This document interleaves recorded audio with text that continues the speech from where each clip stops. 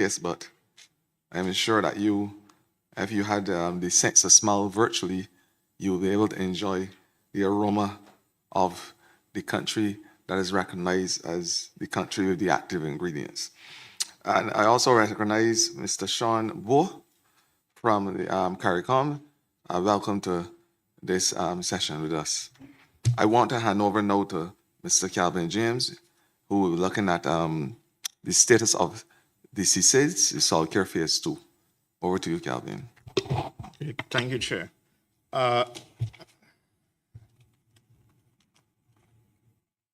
The session we are contemplating is session 1, status of CSID Soil Care Phase 2.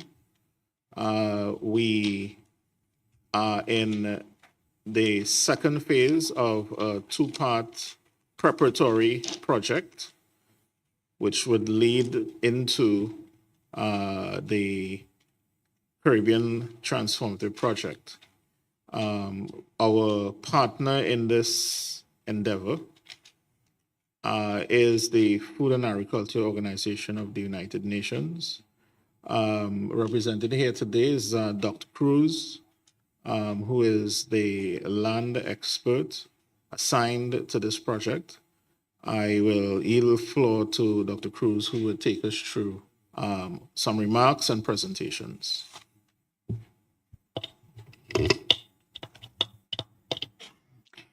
Thank you, Mr. James.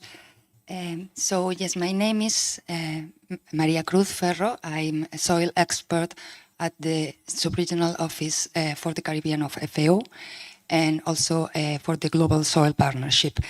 With all protocols observed, I wanted to thank you all on behalf of Dr. Renata Clark, Subregional Coordinator of the Subregional Office for the Caribbean of FAO. Wanted to thank you on her behalf for allowing us this opportunity of participating in this important event and presenting on the current status of the CSID Soil Care 2 project.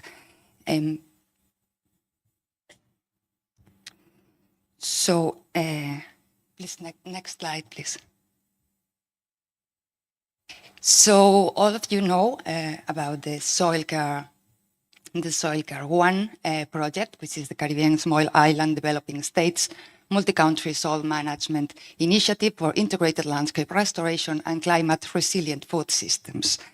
So this phase 1, as all of you know at this stage, was strengthen the Caribbean countries with the tools for adopting policies, measures and to reform the legal and institutional frameworks to achieve LDN.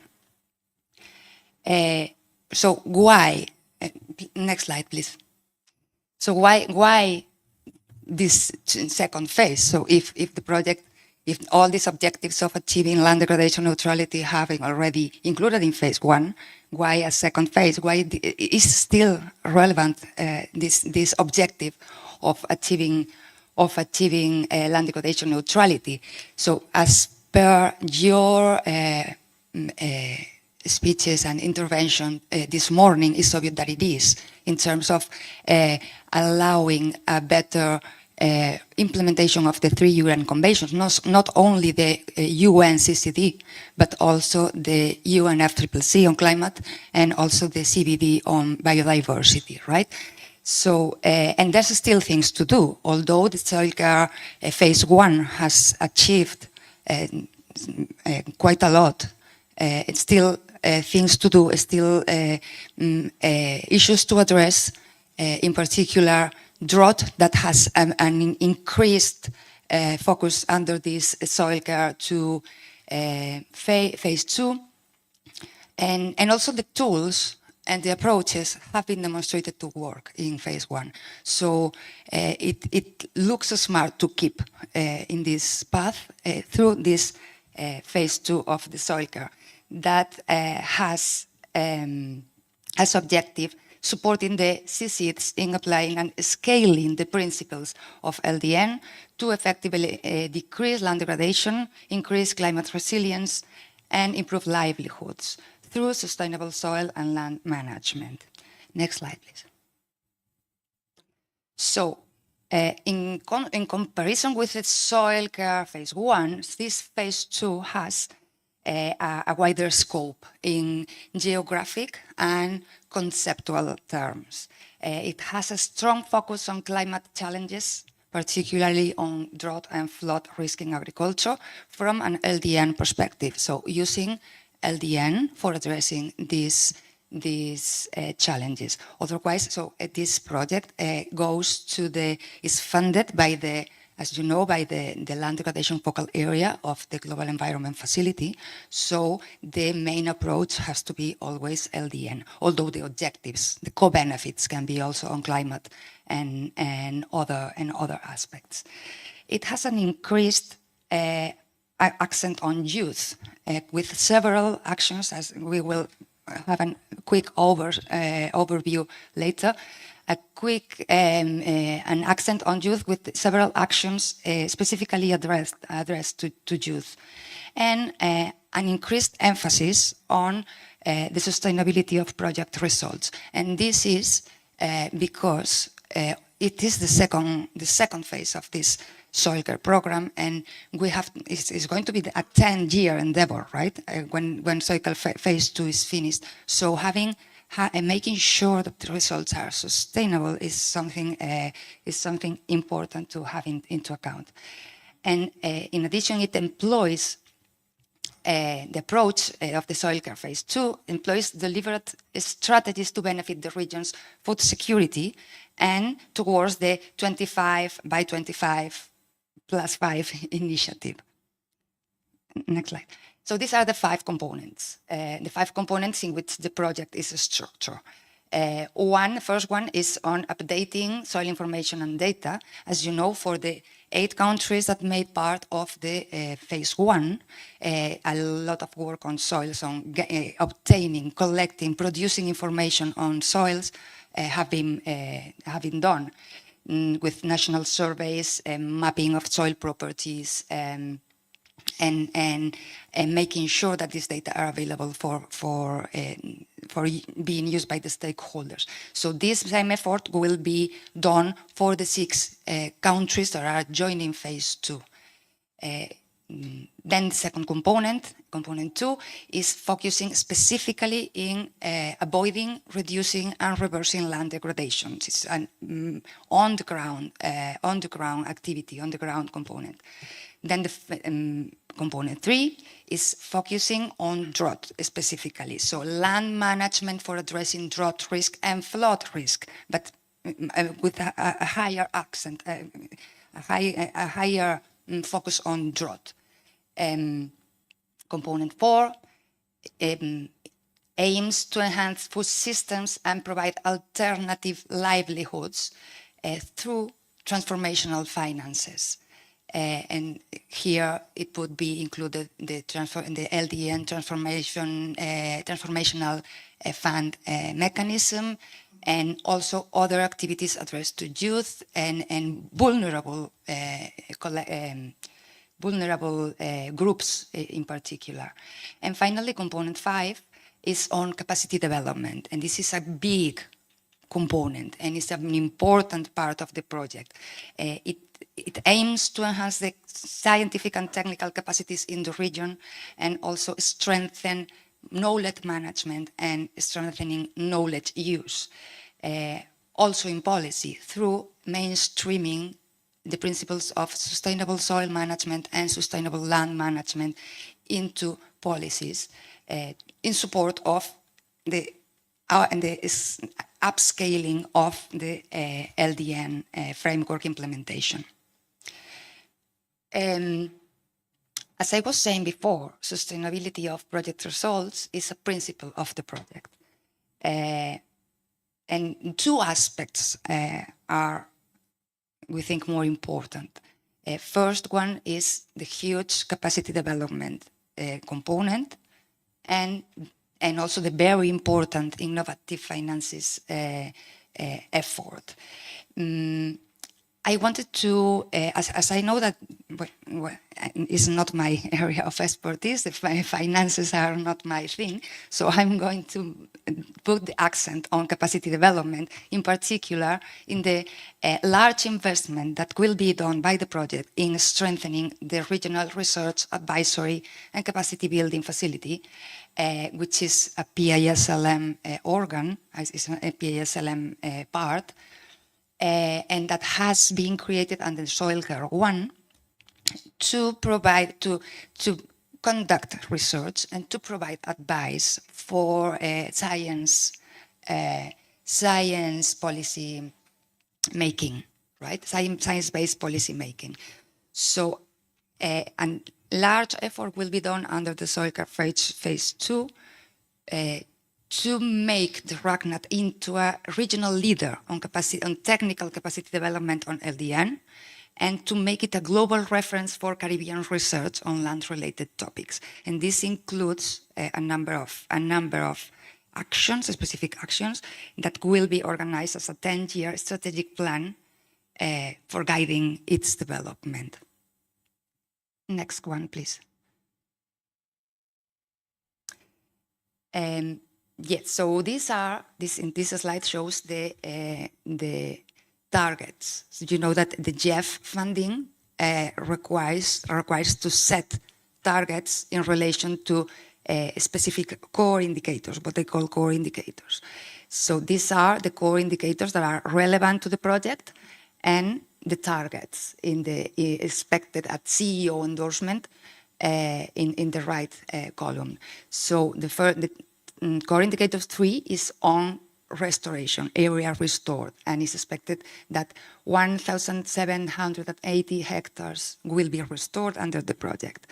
Second line is CI4, so core indicator 4 is about area under improved practices with more than 11,000 hectares of landscape under improved management being targeted.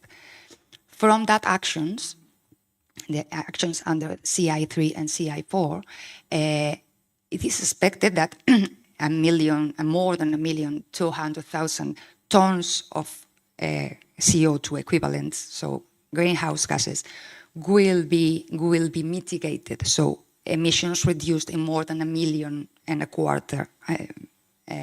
of tons of CO2 equivalents.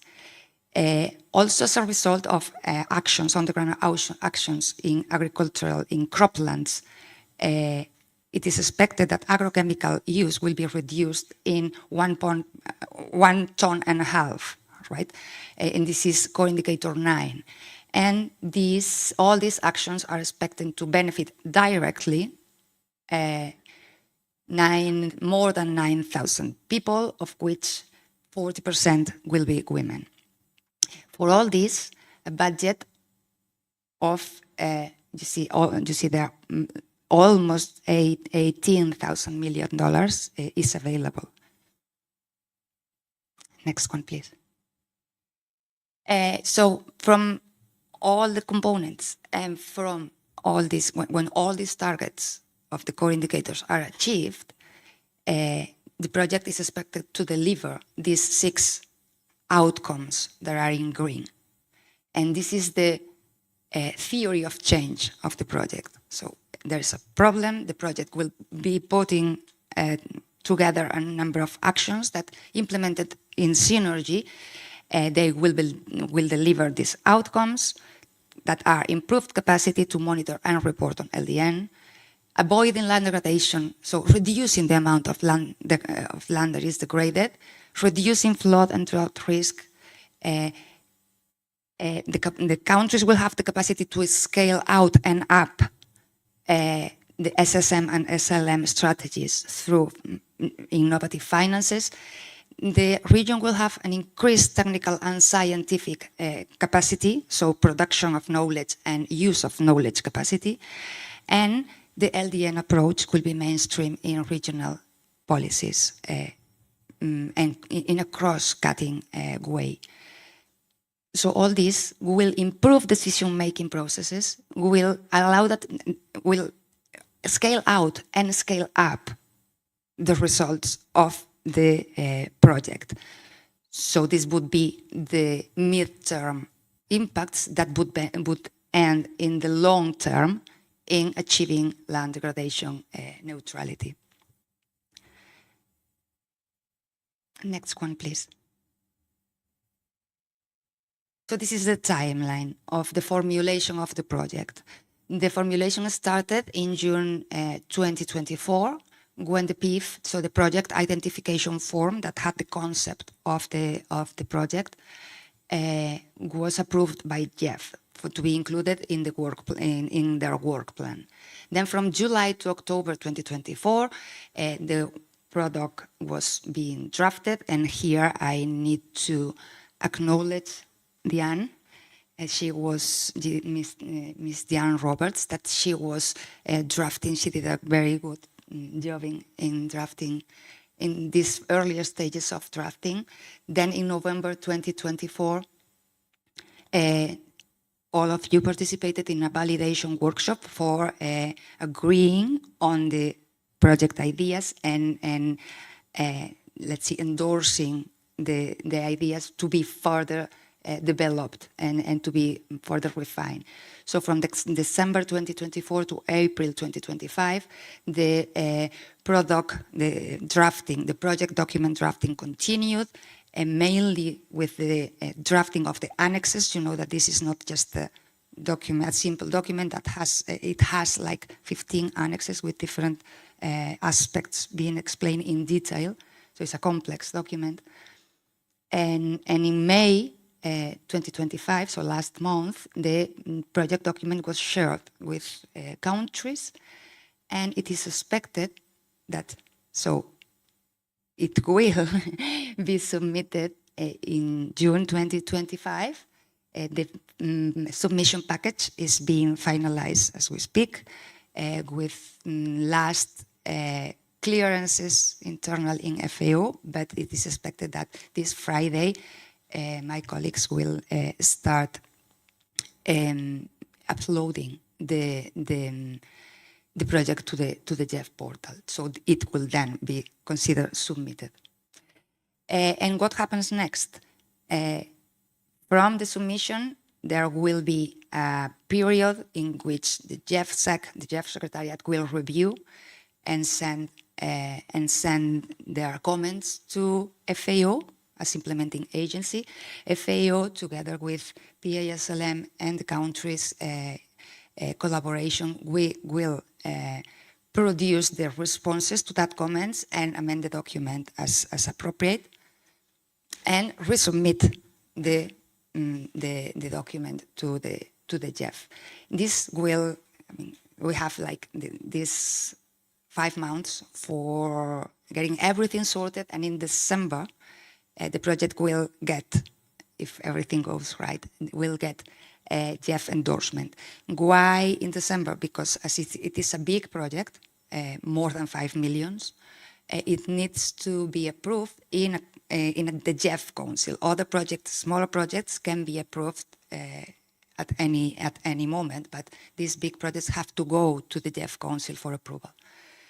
Then, once it's approved, it's endorsed by CEO, paperwork starts, agreements, and all that, and expectations. And this PISLM will tell me if this is realistic, that the first quarter 2026, the funds, everything, the paperwork is finished, and the funds are released, and the project starts.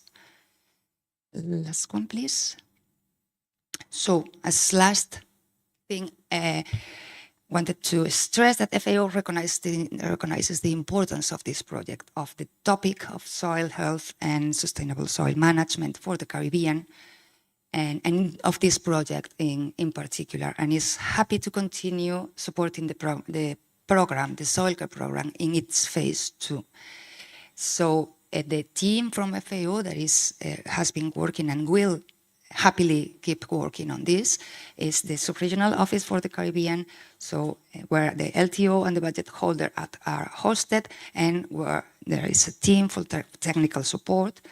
And also we will have the support of teams at FAO headquarters, so the Global Soil Partnership, the DROT team, the JEF team, and others that will be providing technical support as required. And in this regard, I wanted to highlight something. So FAO can sometimes be not the fastest agency ever, right? And there are other agencies that are more agile, and there are agencies that are more flexible and even cheaper than FAO. But I wanted to stress here, and I do this with pride, that FAO is outstanding in technical capacities. And we are happy to put that to the service of the project and to the service, of course, to the Caribbean countries. And with this, and a thank you to the team in SLC and to the team in headquarters, an acknowledgement of their work. I will finish my intervention. Thank you.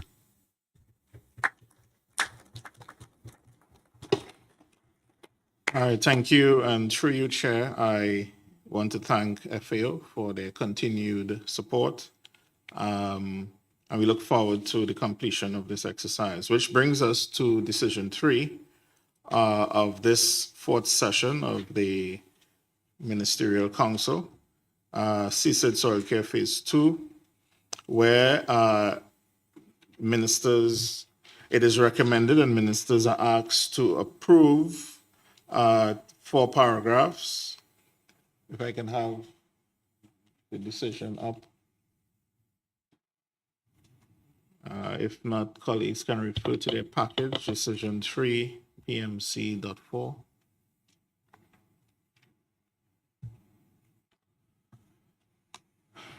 Okay.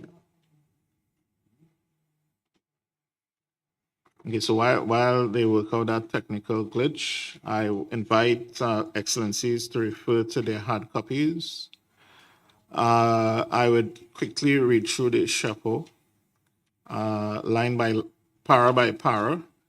We will then agree or amend or don't agree before we go into the decisions.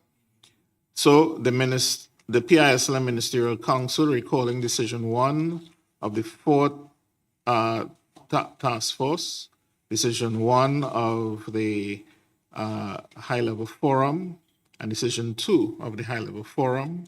These decisions spoke to the evolution of soil care into soil care phase 2. Also recalling decision 2 of the first Ministerial Council, Excellencies, you recall that at that Ministerial Council, we got the marching orders from you to proceed to this stage.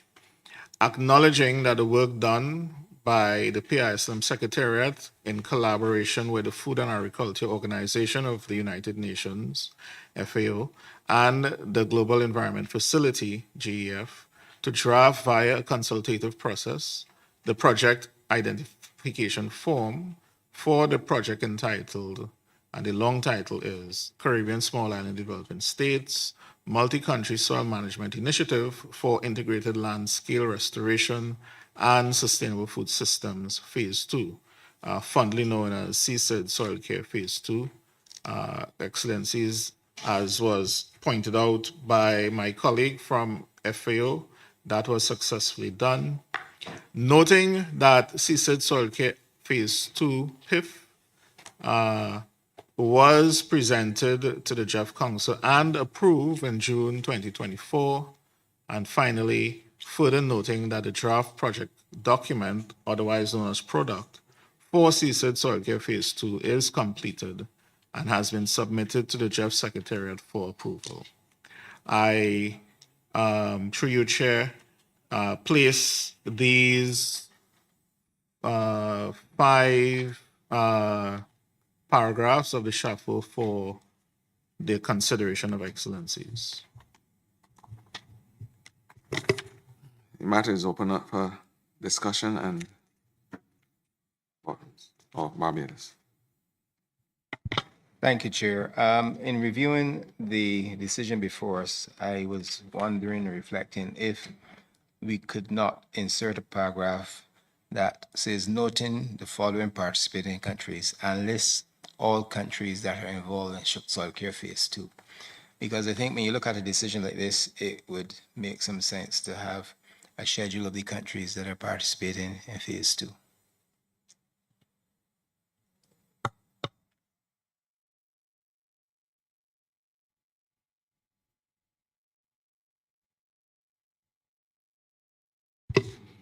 Okay, thank you, Chair. The Secretariat takes note of this recommendation without objection. We further recommend that this amendment can become new paragraph 4, which would read, noting the following participating countries of CSID Soil Care Phase 2, and we list the 14 countries. And new paragraph 5 will begin with further noting that CSID Soil Care Phase 2 PIF was presented to Jeff Council and approved in June 2024. Chair, Yes. Chair, I just have one comment. That paragraph said that reads with noting, further noting. I find it kind of contradicts with item number 1, because it further says that the project document, the product, is completed and has been submitted to JEF for approval. But yet for all, one is saying to direct the PISLM to complete the project document for seed soil care phase 2. So I thought the project document was already completed. If it's already completed, it's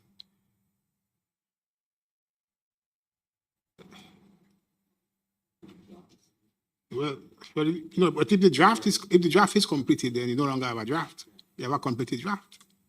And therefore,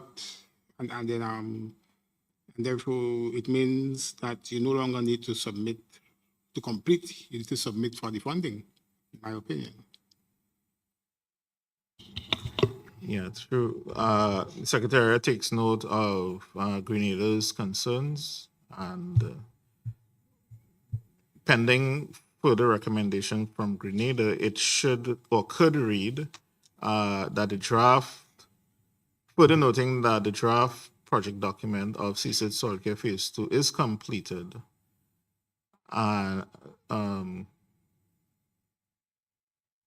or would be completed for submission to, or take it out, because we are directing the you are directing the Secretariat to submit in paragraph 1 of the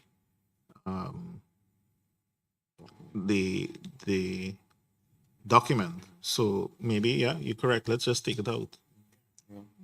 Yeah, so we take it out. But Chair, I wanted to ask another question, if you don't mind. Because Dr.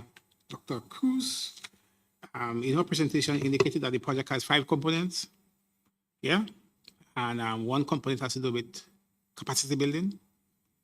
Good. Do you have a percentage allocation of the funding by component? Because I want to suggest that substantial allocation of the project by component, a substantial portion goes towards capacity building, which I think is important for our region, in terms of ensuring that our region have the correct and the right kind of human resource that we can depend on to help us to implement projects of this nature. So I don't know if you have a percentage allocation. You said it was $5 million US, right? $5 million US. Once the Council of the GF approved it, it will be around $5 million US. And that $5 million is to be shared among the different components of the project. I'm just saying that for our purposes, it would be nice if the biggest portion a decreased percentage goes towards capacity building for our region. Chairman, that's my submission for consideration.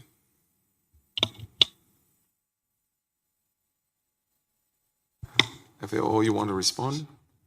Please do.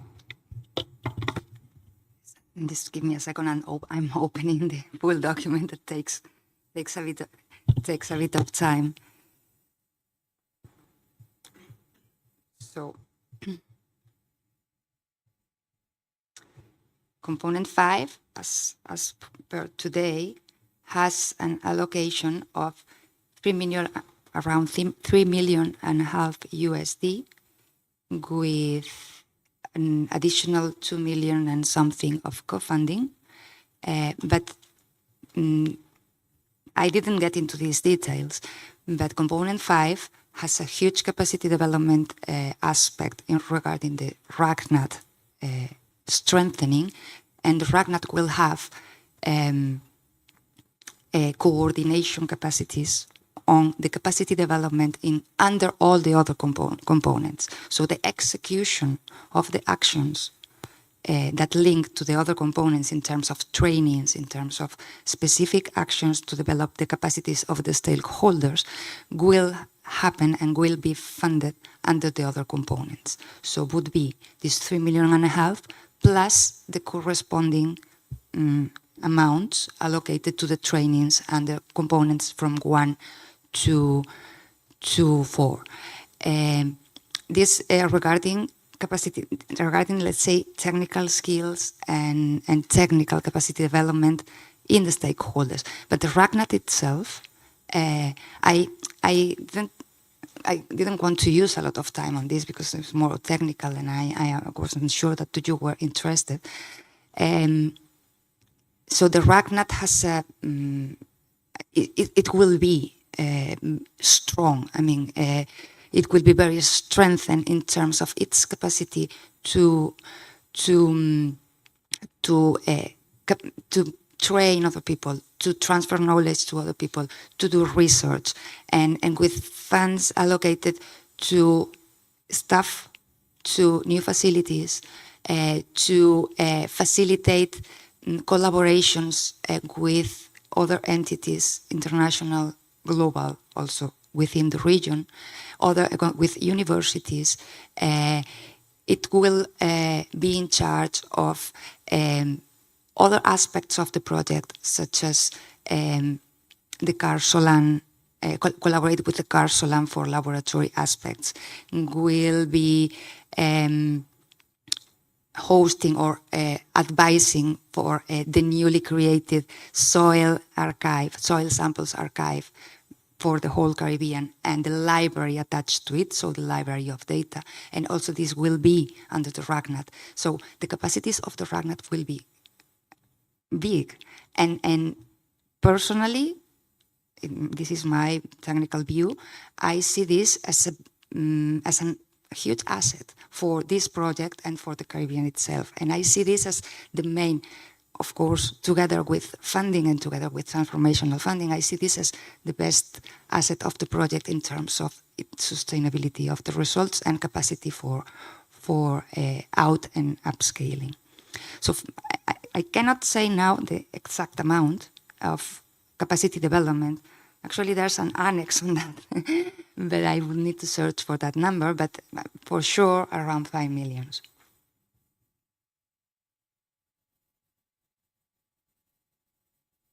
Yeah, so just to add to what our colleague from FAO shared, we can look at it like this. There's a dedicated component to capacity building, which is about 18% of the total budget. And that's a country by country training, like we did in phase 1. In component 1, we still have the upscaling of your soil labs. So, for example, in Grenada, you were brought up to tier 2. 1, yeah. So in this phase, you'll be brought up to tier 2. So that's an additional capacity. To add to what, and to concur with what my colleague from FAO said, the second part is, for the first time in the region, you would have a dedicated capacity building institute. So in other words, when we do the training in component 5 and the other components, it wouldn't end at the end of the project. You would now have a facility that continues the work throughout the life of PISLM. So we're looking at approximately 25% of the project just dedicated to capacity building. What I also gathered too is that you have a capacity building percentage for every single project you do, every component. Every single component you do, you have a percentage allocated for capacity building based on what you're saying. So the capacity building activities, all of them, as in terms of creating capacities in the broad sense and also in training, are coordinated under the component 5, but all components have their own actions allocated. As Mr. James was saying, it seems smart to do it like this, for not having ad hoc actions isolated to each other being implemented, because this has been proven to be not as successful as we wanted, right? So having this coordinated and having this planned under the RACNAT creates much more possibilities and probability of success in terms of a durable capacity development. Thank you. Thank you for your explanation. Yeah, sure. Okay, so Excellencies, the recommendations for changes are now on the floor for your consideration.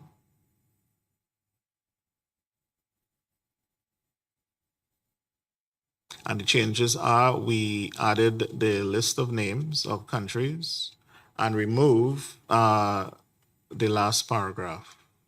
So the new chapeau would have 4 paragraphs. 5, sorry.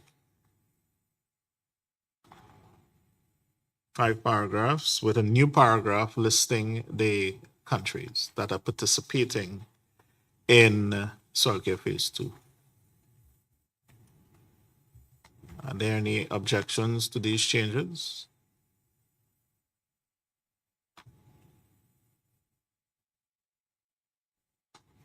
So, Chair, there are no objections to the changes, so I yield the floor to you to,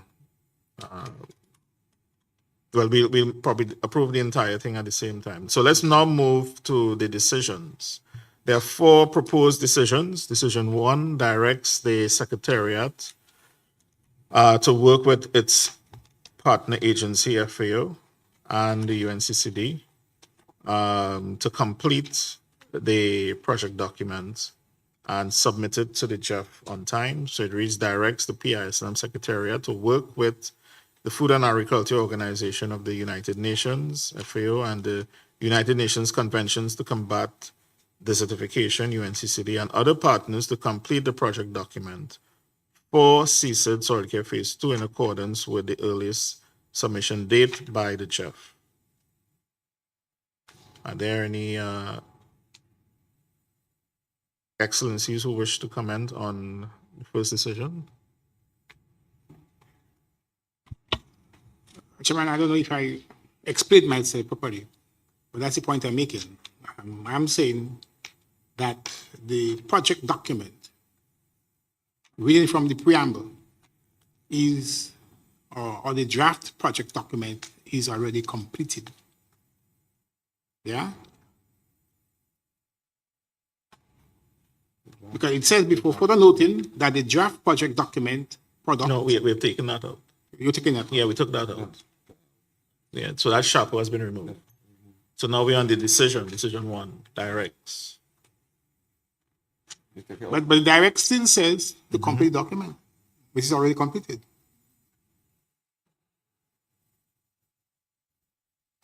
Okay. The direct still says, after all this preamble and other partners, to complete the project document. But the preamble on top indicates that the project document is completed. So I was just saying not to complete, but to submit for funding. Okay, to submit. So take off. We take off. Let me see. So directs the PSLM to submit to the submit project. project for financing. So replace complete with submit. Submit, because the project document is already completed. That's what I understand. All right. Chair.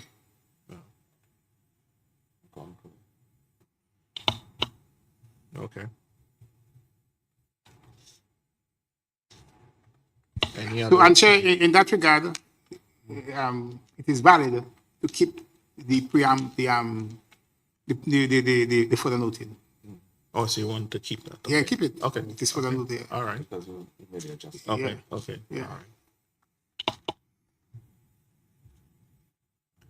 Okay, so Grenada has submitted an amendment in the decision 1 of decision 3, paragraph 1 of decision 3, replacing complete with submit. So it now reads, directs the PISLM Secretariat to work with the Food and Agriculture Organization and the United Nations Convention to Combat Desertification and other partners to submit the project document, CSID Soil Care Phase 2, in accordance with the earliest submission date by the chef.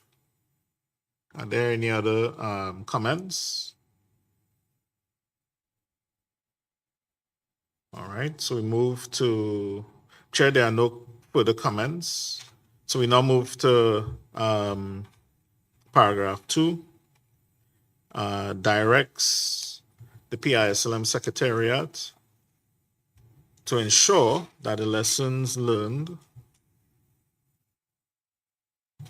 from phase 1 are analyzed and consolidated in phase 2 and ensure that youth participation is further enhanced. This is now on the floor for consideration, Chair. So, Chair, not being miserable, but perhaps the word consolidated may read much better if we replace it with the word incorporated. My suggestion, Chairman.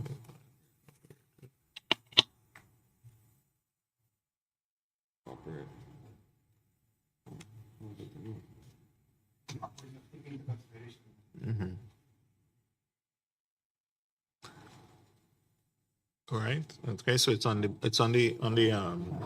board. So thanks, Grenada.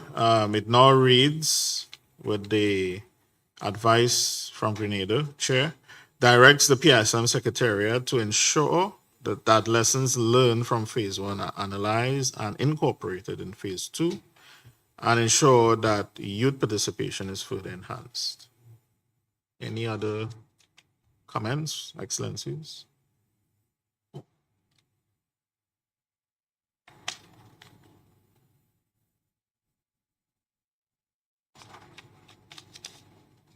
Okay, Chair, there are no more comments. Paragraph 3 states, directs the PISLM Secretariat to ensure that there are synergies between CSID Soil Care Phase 2 and related work being done by CARICOM and the OECS.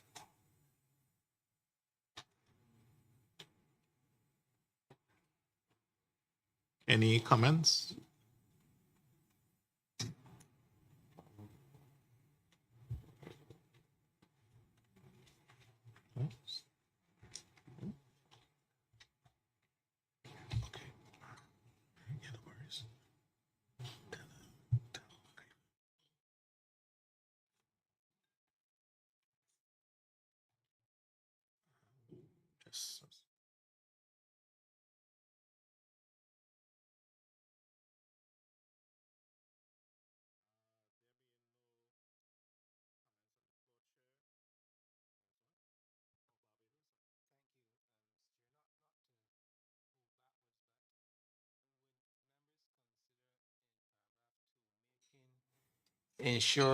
Ensuring the participation of youth as separate line to let it stand alone as a point of strength by itself, just a one-liner. I concur with Barbados because I was just discussing it with some kids. It somehow seems to be two separate things that have been stated there. Okay.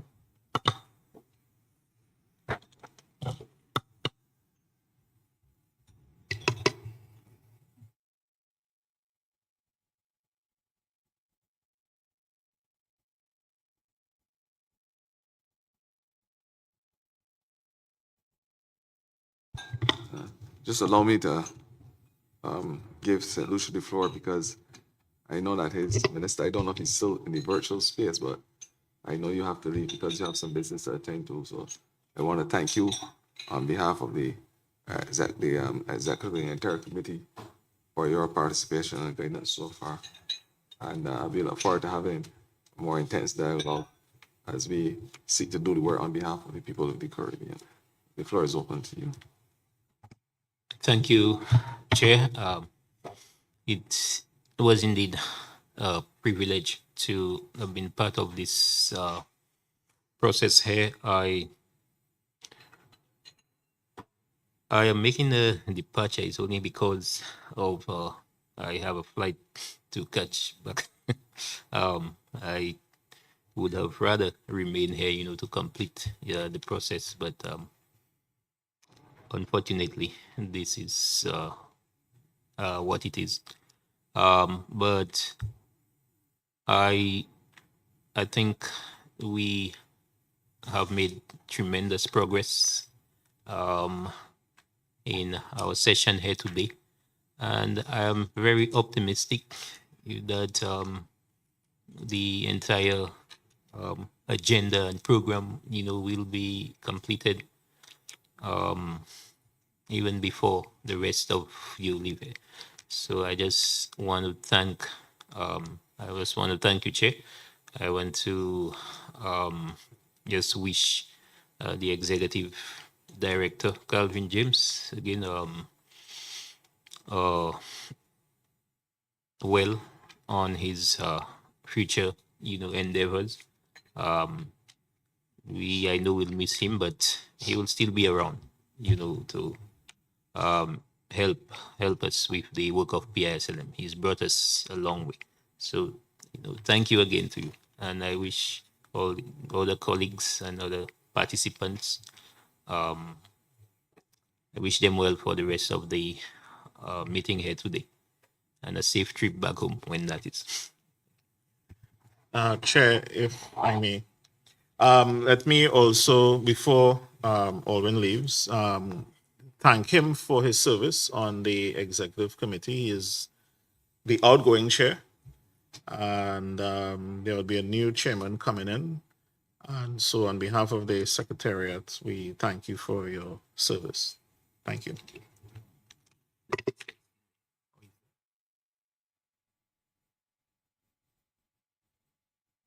Okay, so we have a new paragraph 3, which reads, directs the PISLM Secretariat to ensure that youth participation is further enhanced in phase 2.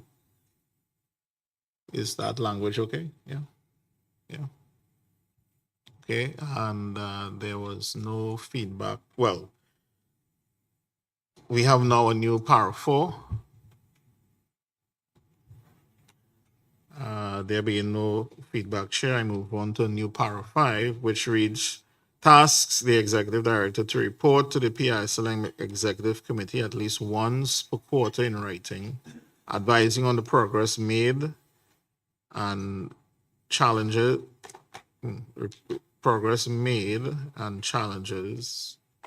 in implementing this decision. The said report shall be shared with all participating parties and relevant CSOs. Are there any excellencies who wish to comment on this paragraph?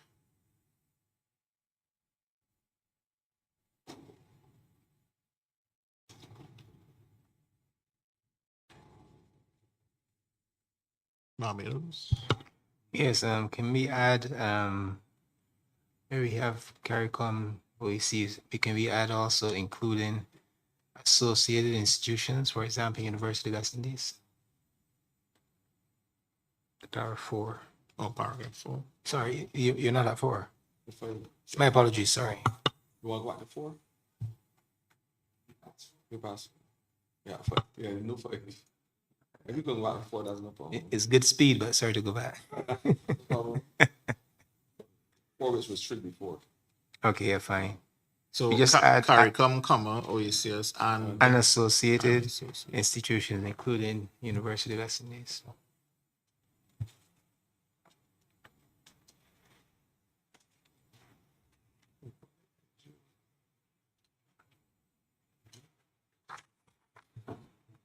Yeah. Okay, Chair. So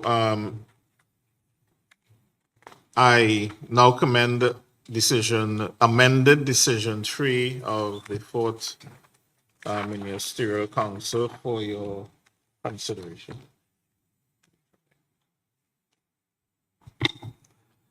After listening to all that was said, I wish now to recommend decision 3, PEC dot 4 for your consideration and adoption.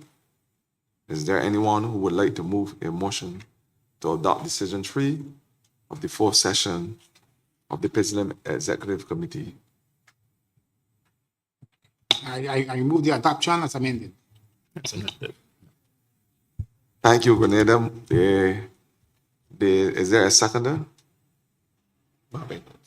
Barbados seconds. Excellency, this motion as amended is now placed on the floor for adoption. Are there any members who wish to oppose the motion? There being none, this motion is now adopted by unanimous consent. Excellencies, decision 3 of the fourth session of the PISLM Executive Committee is now adopted by unanimous consent.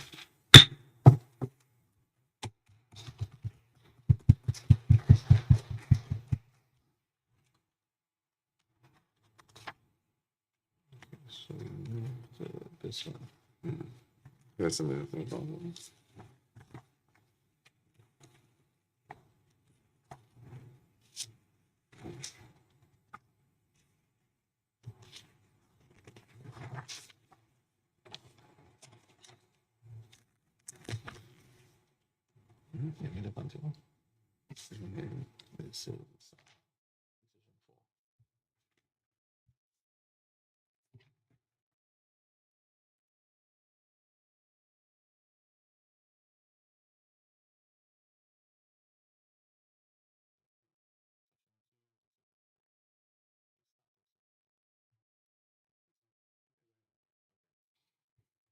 Okay, we now place on the floor for consideration decision 4 of the Ministerial Council, status of the Caribbean Land Degradation Neutrality Transformative Project. Hope we're not too late, but to give opening remarks on this, I give the floor to Dr. Cheney from ICA. Dr. Cheney, the floor is yours.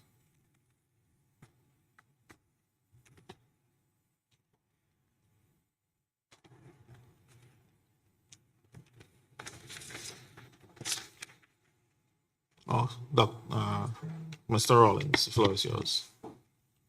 You're muted.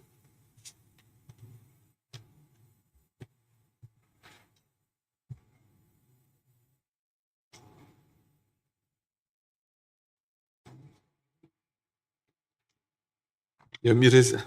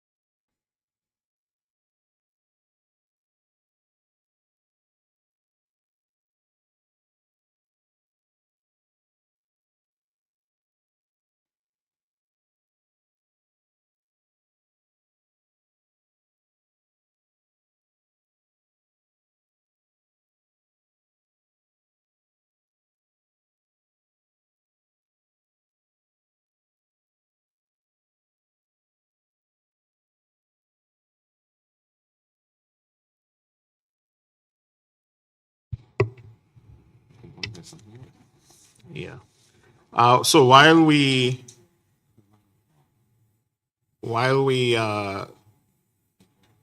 he's there? Okay.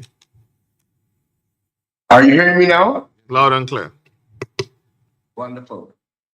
Let me start by apologizing for the absence of Dr. Chinese Martin, who had to had another commitment. So he's asked me to fill in for him and make the brief presentation.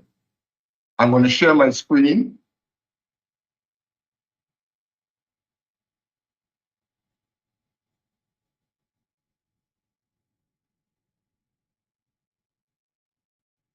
Are you seeing my screen?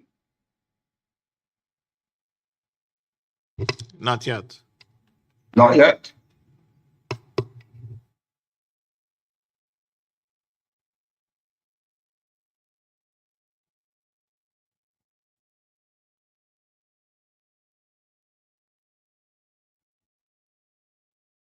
I see.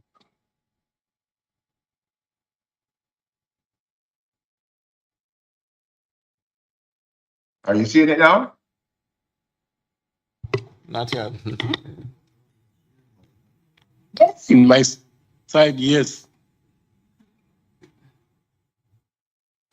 A party is being shared, but not being presented to us. There's an arrow there below the people icon.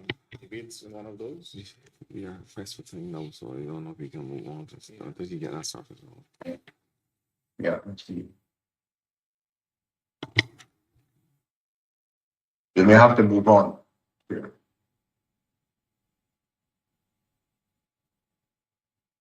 Okay,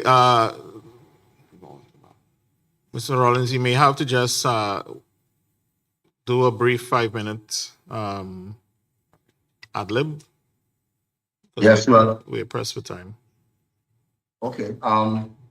Just to inform the meeting that ICA has been working closely with PISLM in facilitating the submission of the LDN project to the GCF.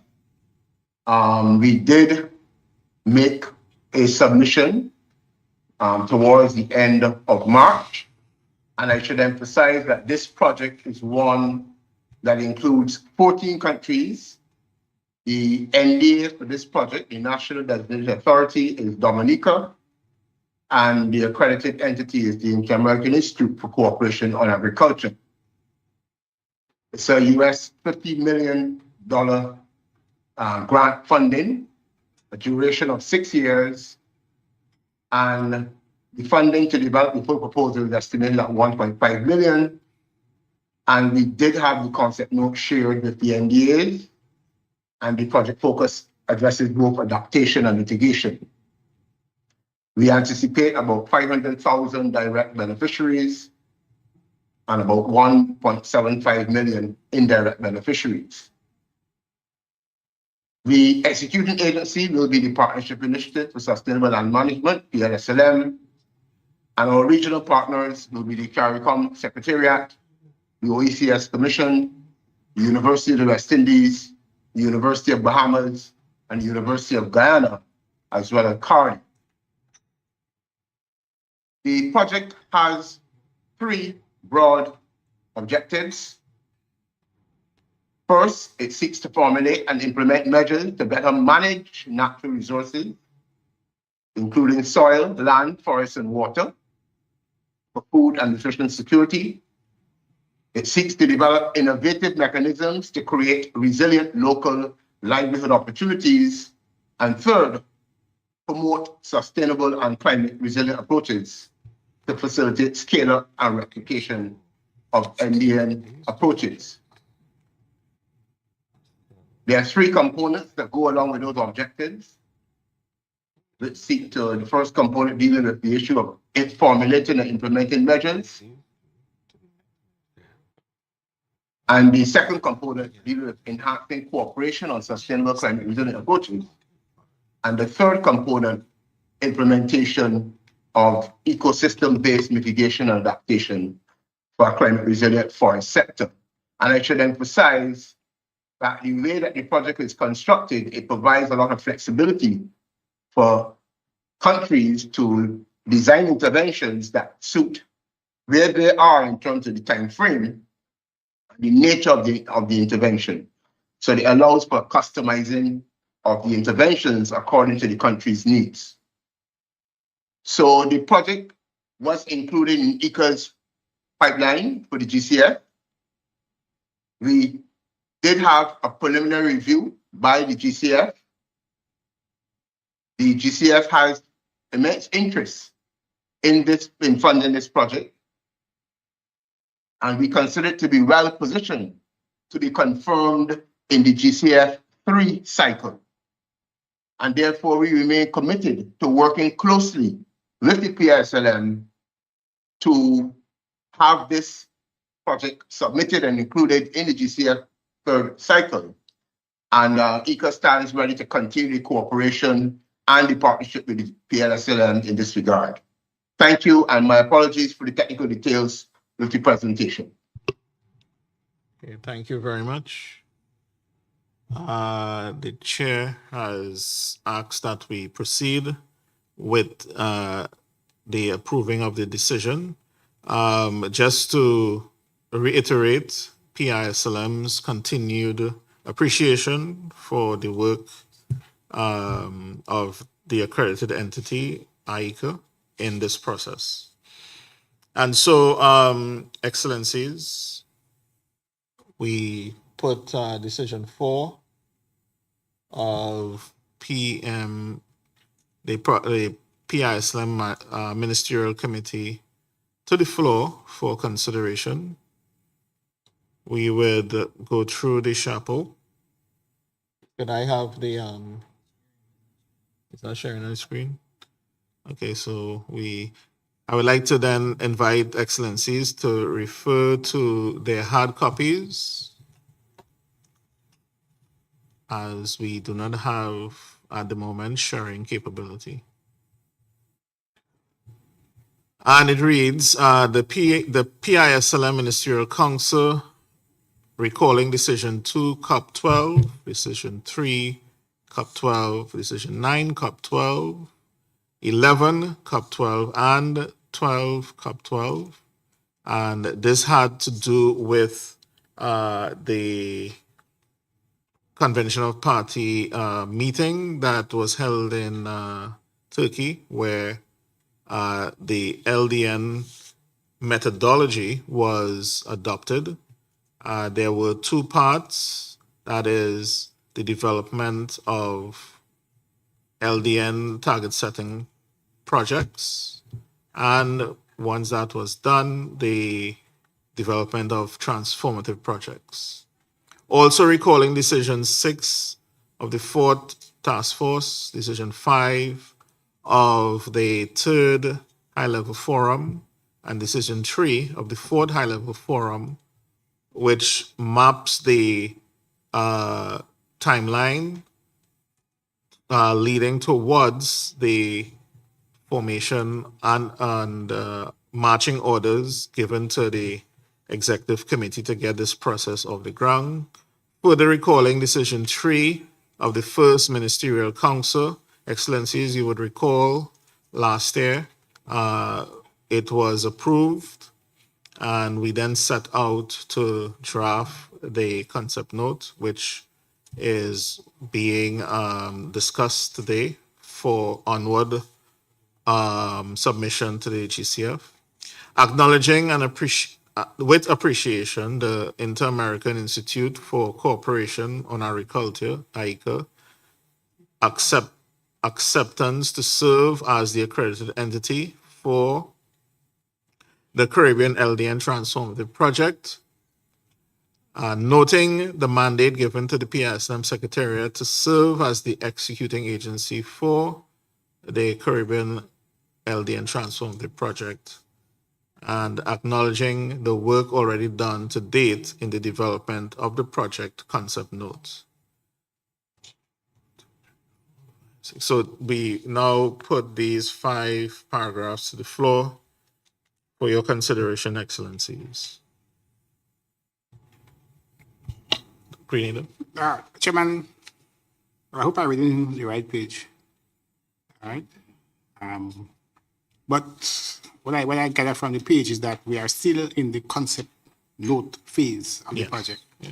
We do not as yet have No. a project document. So in my opinion, the first thing that we have to do is to have the project document completed.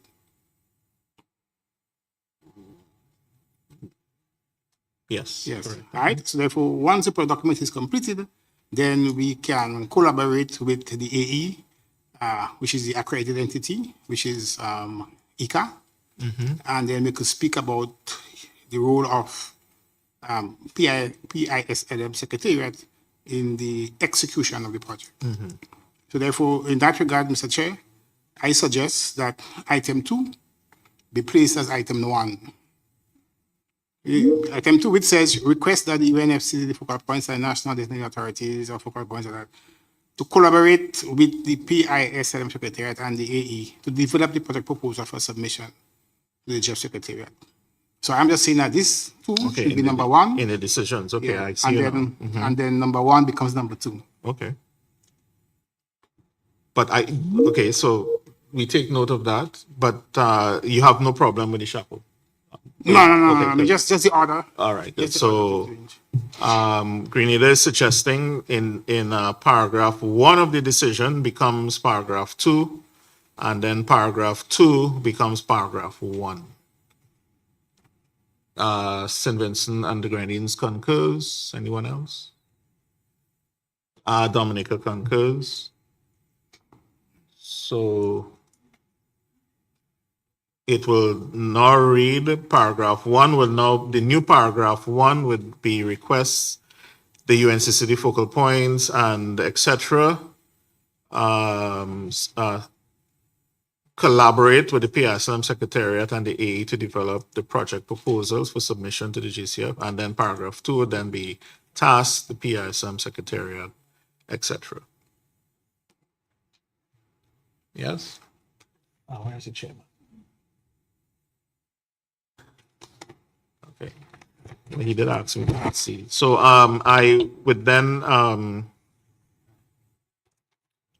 as per, in pursuance of Article 1B, and, sorry, Article 2B and Article 3B and C, now submit the amended decision 4 for the consideration of members for approval. And so the question is there anyone who would like to move a motion to approve decision 4 of the 4th session of the PISLM Ministerial Council?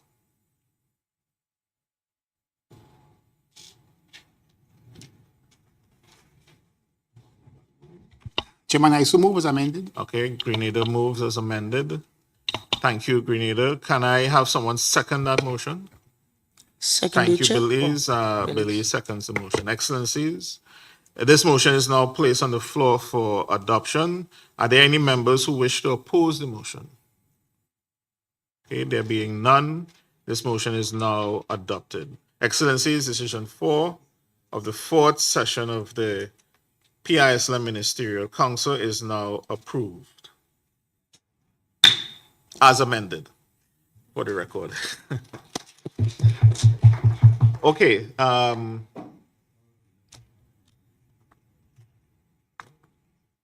the advice of the chairman, who is not back yet, the advice is that taking into consideration that decision 5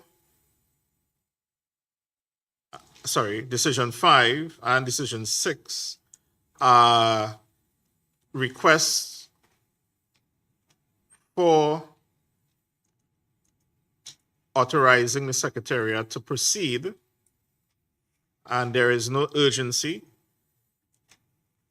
Taking into consideration the time sensitivity of the hour, his recommendation is that we move forward session 3 and 4 to the next ministerial council, which will be held in the shortest possible time. So I now put that recommendation on the floor for your consideration. That's decision 5, which is the status of the Caribbean Drought Initiative, and decision 6, which is the status of the Caribbean Sand and Dust Storm Initiative.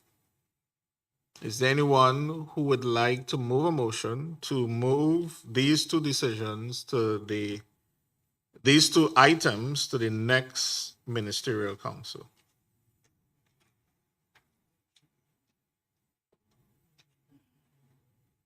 No? You want to deal with it now? Okay. But Chair, I don't see anything there we can approve. I'm looking at it. And, on the, Okay, so let's turn to decision 5 now. yeah, Decision I'm not 5. the same Jones. Right. Uh-huh. The only thing that I may recommend Uh-huh. is that under acknowledging which is the penultimate paragraph. Right. Last paragraph. Right. Uh-huh. Uh-huh. The only thing I would say here is that the third sentence, which refers to present that when COP 6 and heaven and reality to Saudi Arabia, maybe we should indicate when. Put on the mic. Yes. Yeah. That was correct. In Yeah, 20, just indicate yeah. indicate when. Uh-huh. Just indicate when. And for me everything else is okay for adoption. So I see nothing else. Okay, so we add just for the record, let me just briefly run through this.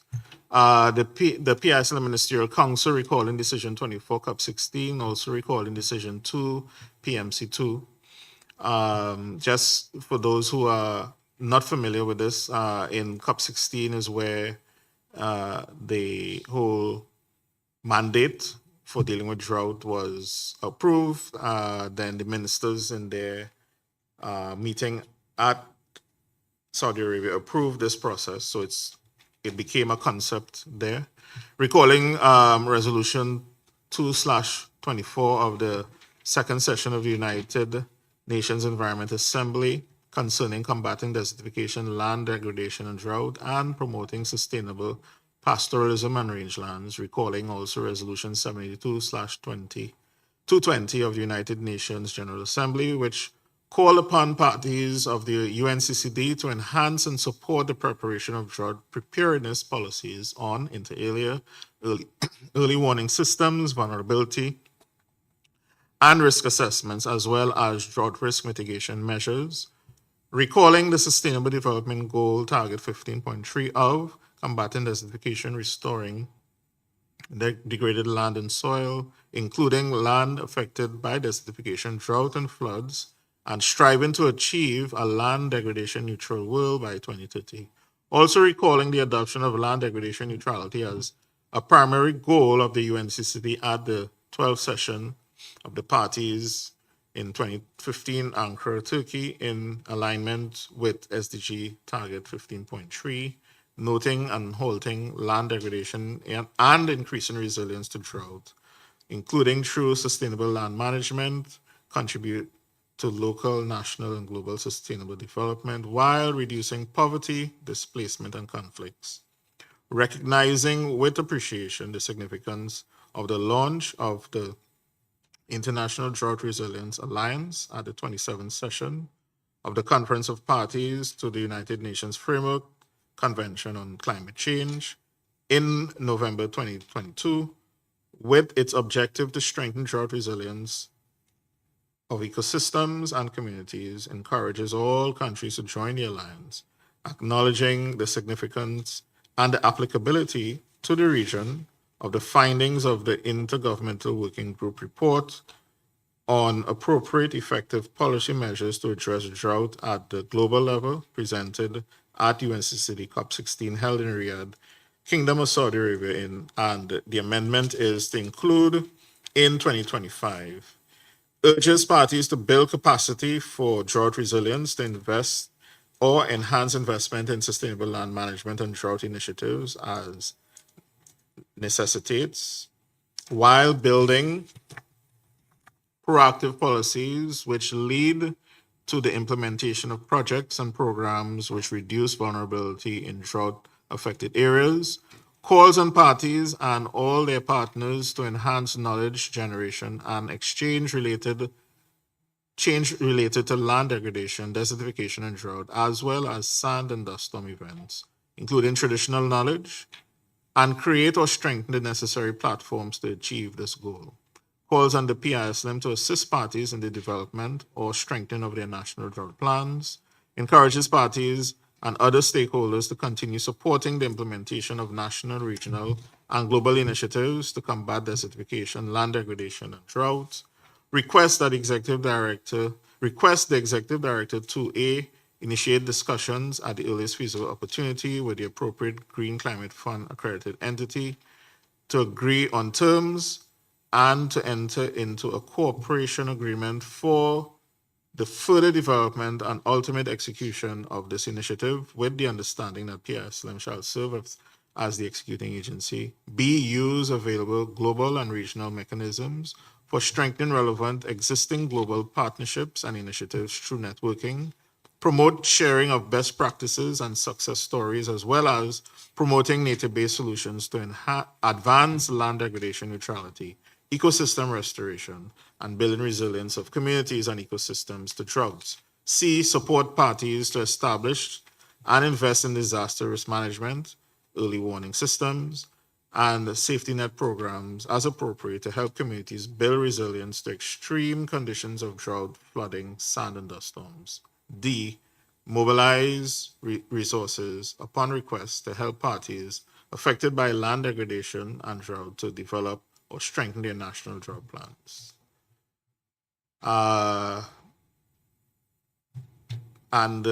Excellencies, your recommendation is that we move forward with the amendments. Are there any other?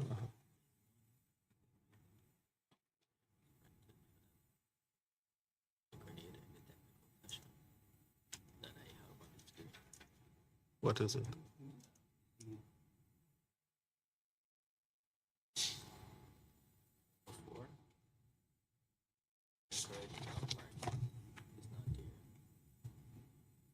Okay, so this is the approved one.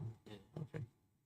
All right, so I'm being advised that number 4 should read as on the screen, encourages all parties. This went through a round of consultations with the UNCCD focal points, who recommended this paragraph instead of the one I just read. So my apologies, I did not have the correct version.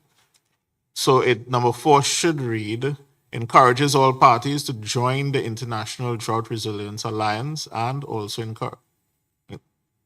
encourages parties and other stakeholders to continue supporting the implementation of national, regional, and global initiatives to combat desertification, land degradation, and drought. So that's the correct paragraph 4.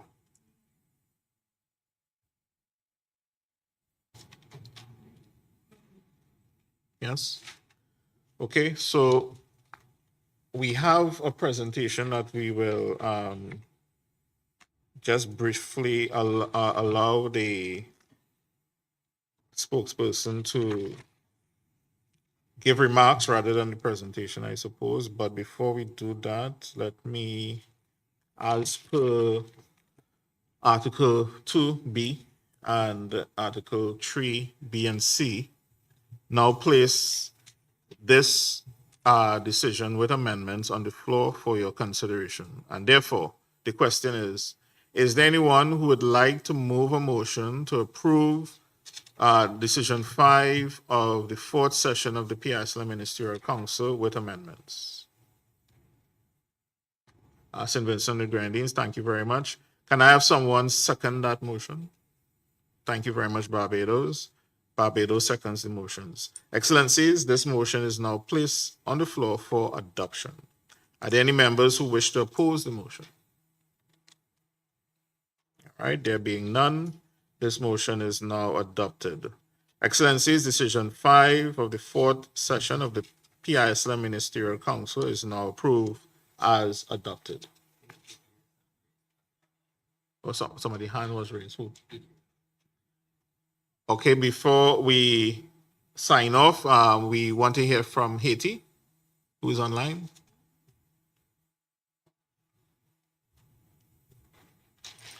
Hello.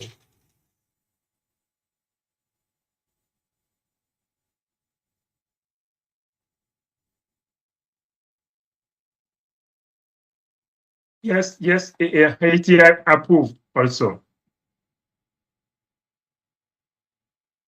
Hello?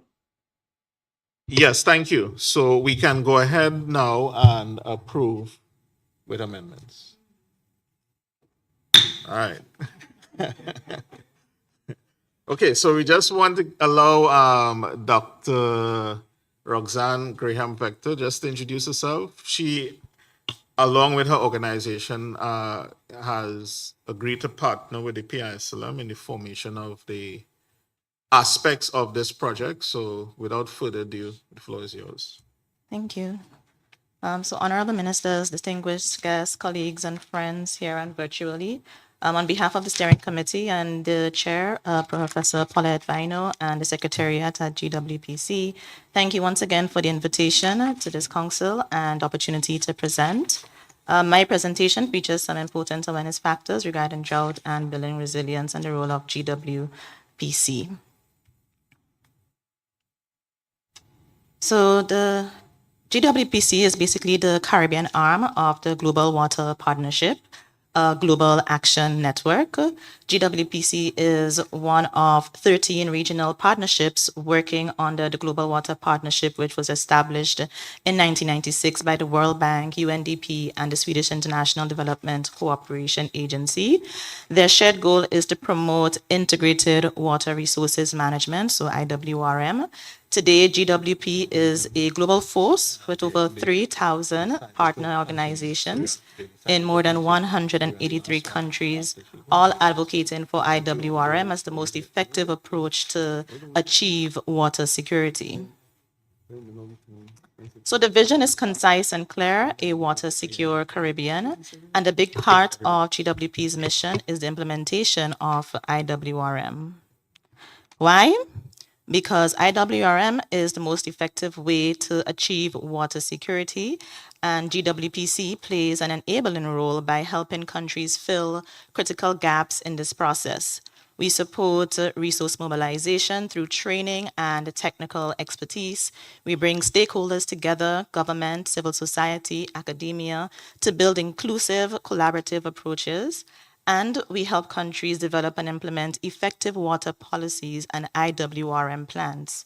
This support is delivered through 5 key areas: advocacy, capacity building, knowledge sharing, technical support for countries, and building strong regional partnership, much like what we're doing today with PISLM. In very recent years, GWPC's work has directly supported drought resilience efforts across the Caribbean, helping countries build stronger systems to anticipate, manage, and recover from water stress. Just to share a few examples, in 2023, GWPC helped revitalize a community-managed dam in Grenada, a source of water security during dry periods, and supported the rollout of a water safety plan. That same year, GWPC also contributed to launch of Curaçao's Integrated Water Resource Management Policy Plan, which provides a strategic national framework to manage water sustainably in the face of growing drought risk. In 2024, we piloted an AI-powered smart irrigation system in Grenada known as Optimal. It uses sensor data and machine learning to optimize agricultural water use. So this is a vital tool for improving drought efficiency and resilience in farming communities.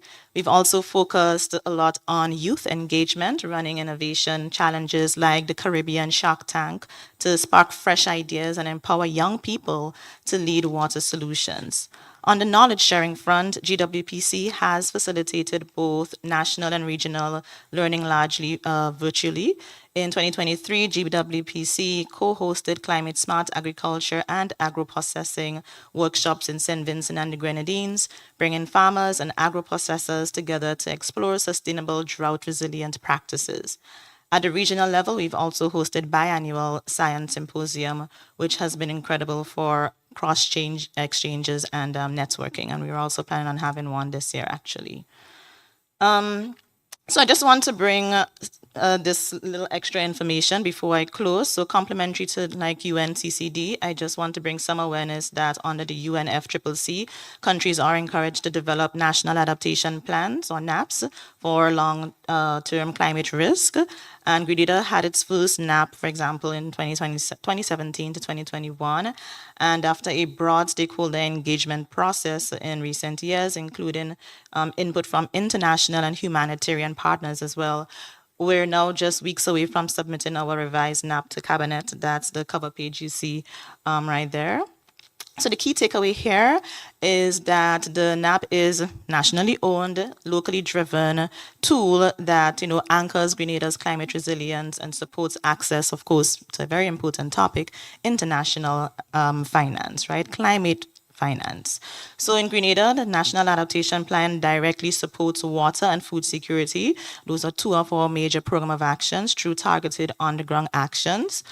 Just to mention a few, this includes finalizing a national drought management plan, increasing water storage with a focus on health facilities, strengthening climate smart agriculture training, and regularly assessing community vulnerability, all of which address unique gender vulnerabilities as well.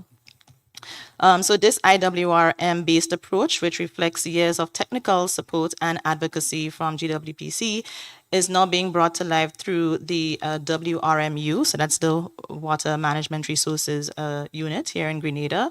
So in the broader effort, GWPC and PISLM can continue to support the technical and institutional frameworks needed for IWRM and drought resilience throughout the Caribbean. So I'll end here. Honorable ministers, distinguished guests and colleagues and friends. Everything we've shared is not just happening in isolation. These are deliberate strategic steps in direct support of the Caribbean Drought Initiative. So to stay connected with us and follow these efforts that we've been doing, feel free to reach out. Our platforms are on the screen right there. Thank you once again.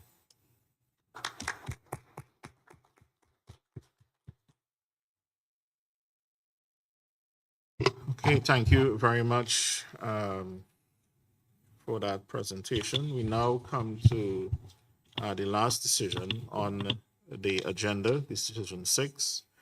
Decision 6 is a decision that essentially calls on parties to empower the executive director to begin initiating a process through which will come out a concept for treating with and or maybe even mitigating against sand and dust storms. It is an emerging phenomena within the UNCCD processes. There is an intergovernmental working group that is actively looking at options.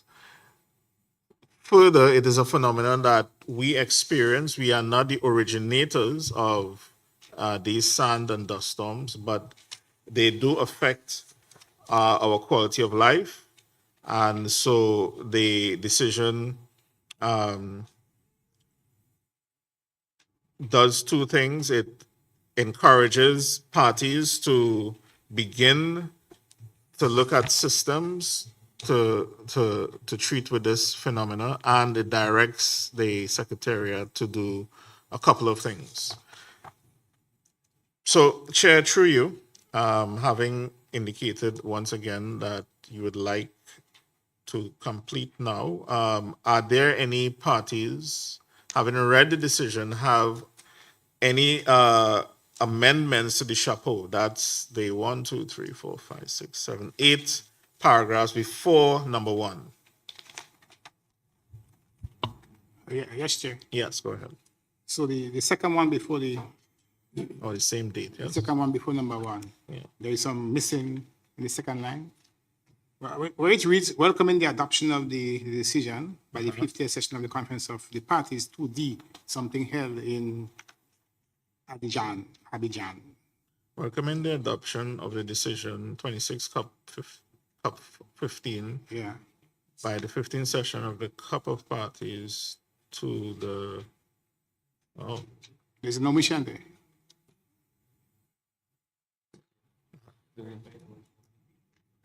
what do you have on it? Read what you have. So what's, I guess it was corrected. Yeah, it was corrected. It's UNCCD. Okay. Okay, so to the UNCCD. So that's the version that's there. And then just a little thing, Uh-huh. just a little thing on the other page. Okay, so now we go to the paragraphs. No, but yeah, we go to Right, the paragraph. so So paragraph one, one, uh-huh. the last phrase, the last line in the paragraph one, the capital S should be a common S if it's Or sand and dust, Yeah. common sand. Okay. common S. Yes. Thank you, Chair. Okay. Any other excellencies? Anyone else would like to lend to recommending amendments?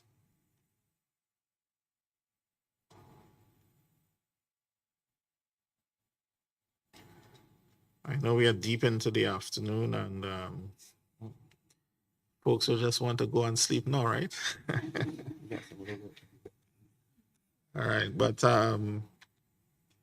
again, the nature of this decision is to essentially empower the Secretariat to begin our due diligence and get to you probably in the next Ministerial Council a concept that can work with regards to our experience in sand and dust storm in the region.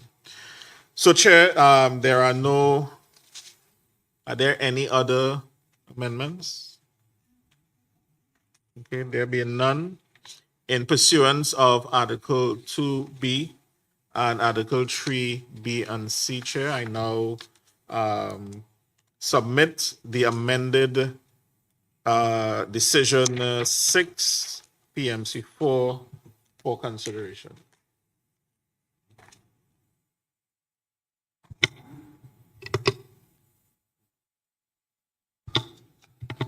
Is there anyone who would like to move a motion to approve the amended decision at 6 of the 4th session? St. Kitts and Nevis. St. Kitts and Nevis.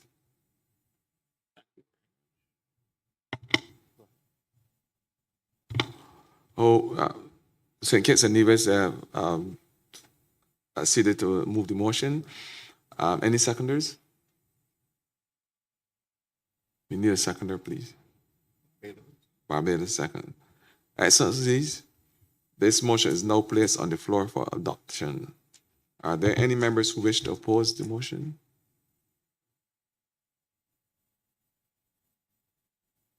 There being none, this motion is now adopted by unanimous consent. Excellencies, decision 6 of the 4th session of the PISLM Ministerial Council is now approved.